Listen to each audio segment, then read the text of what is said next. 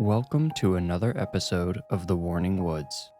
If you enjoy the podcast, please consider giving it 5 stars and writing a review. Reviews help spread the podcast to more listeners. If you want more creepy content, follow me on Instagram and TikTok at The Warning Woods. I'm Miles Tritle, and this is Recall.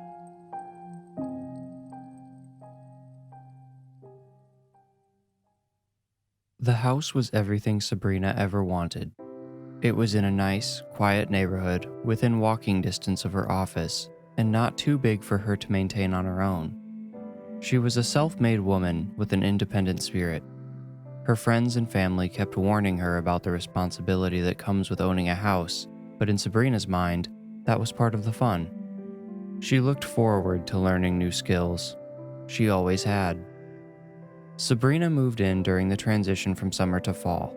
The weather was fairly moderate at that time, so it wasn't until she had lived there for a couple months that she noticed how drafty the master bedroom was. When winter drew nearer, Sabrina found she would wake up many times each night shivering. She did some research into the issue and decided the walls probably weren't properly insulated on the north side of the bedroom. It was fixable and something she could definitely attempt herself, but it would take her some time. She went out that afternoon and purchased a small space heater to get her by until she could fix the insulation. A kind employee recommended it to her when he saw her browsing. He said it was the model he bought for himself recently, and that it not only kept his room warm, but generated a nice white noise that helped him sleep better than ever. He let Sabrina test the unit, and she found he was right. It warmed up quickly and hummed at a pleasant frequency. When she got home, Sabrina unboxed the space heater and put it up in the bedroom. She was looking forward to the chance at a good night's sleep. After a hot cup of chamomile tea, Sabrina got into her pajamas. With a satisfied smile, she turned the space heater's dial to on. Click. Pop. Everything went dark. The space heater had only come to life for a split second before the power went out. Sabrina checked the light switch. Nothing. She left the room and found the power to be off throughout the whole house. Looking out the window, she saw a few lights coming on from neighbors' houses. A small part of her had hoped there was a larger problem that someone else would fix, but seeing as her house was the only one on the block with no power, she headed to the basement where the breaker box was located. The hinges on the box squealed as if being opened pained them. Sure enough, the main breaker had tripped. Sabrina flipped the switch back into position and the house buzzed back to life. She was annoyed, but happy the problem had an easy solution. Back in her bedroom, Sabrina found the space heater sitting quietly on the floor where she left it. Strange, she thought. I don't remember switching it back to off.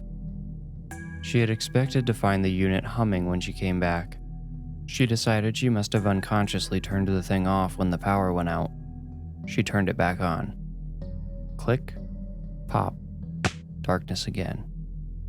Clearly there was something wrong with the circuit, but Sabrina was far too tired to deal with it that night. She groaned as she went back to the basement, flipped the breaker again, and settled into bed for another cold, restless night.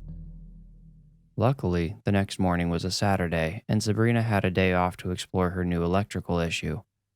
After watching some videos and reading a few articles, she printed off a wiring chart and got to work. She shut off the power and took the outlets in her bedroom apart. She checked for bad grounds first, but all the wires seemed to be correctly in place. Then she examined each wire for damage, or to see if 2 wires were too close to each other and causing a short circuit. As far as she could tell, all the wiring was fine. Frustrated, Sabrina put the outlets back together and decided to take a break. She laid on the couch and turned on the TV. The news was showing footage of a burned-out apartment complex surrounded by emergency vehicles and personnel. She turned up the volume to hear what the anchors were saying. The cause of the fire is still under investigation, but we are being told police do not suspect foul play at this time. That's right, Kyle. Thankfully, the fire department managed to evacuate most of the building and stop the blaze before it spread to any others. Tragically, the resident of the unit the fire is expected to have originated from did not make it out. 23-year-old Travis Miller's body was recovered after the fire was brought under control. Our thoughts go out to his family in this terrible time. All sounds seemed to fade into the background as the picture of the department store employee who had sold Sabrina her space heater filled the screen. Even though she hadn't even known his name until she heard it on the broadcast, Sabrina felt a pang of loss. He had been so nice and helpful, and she couldn't imagine he deserved such a terrible death. She tried to keep watching the TV, but she couldn't shake the sad feeling and decided to get back to work and try and forget about poor Travis. Since she couldn't determine the problem in the usual way, Sabrina decided to try her own tactic. She wanted to see what would happen if she forced the breaker to stay in place while she turned on the space heater. Grabbing a roll of duct tape, she headed down to the breaker box.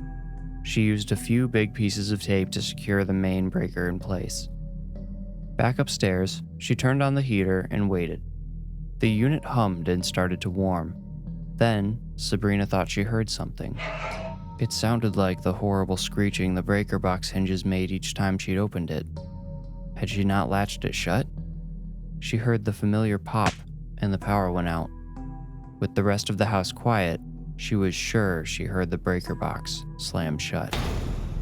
Someone was in the basement. Sabrina was terrified. The sun had almost set outside. She would be in total darkness once its final rays vanished behind the other side of the earth.